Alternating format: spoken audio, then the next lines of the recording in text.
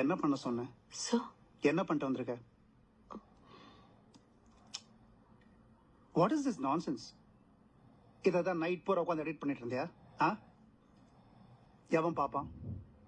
பார்ப்பதற்கே அமைதியாக இருக்கும் இவன்தான் அப்படின்னு சொல்லி ஆரம்பிச்சாதான் கேவலமான நியூஸ் ஐட்டமே கமர்ஷியலா ஹிட் ஆகுது. இன்னைக்கு வீட்டுக்கு ஒரு ஸ்ட்ரீமிங் சேனல் இருக்கு. வீட்டுல நடக்கிறதையே ட்ரெய்லரா போட்டுட்டு டெலிகாஸ்ட் பண்ணிடுறாங்க. லைக்ஸ், ஷேர்ஸ், சப்ஸ்கிரைபர்ஸ்னு கூட்டம் சும்மா குமியுது.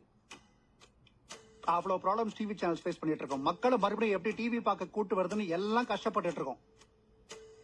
இது எதுவுமே புரியாம இப்படி ஒன்னு எடுத்துட்டு வந்து நிக்கிறீங்க.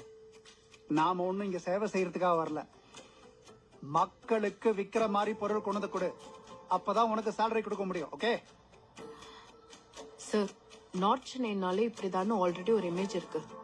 நாமளும் அது மேலேயே டிராவல் பண்றோமோன்னு தோணுச்சு.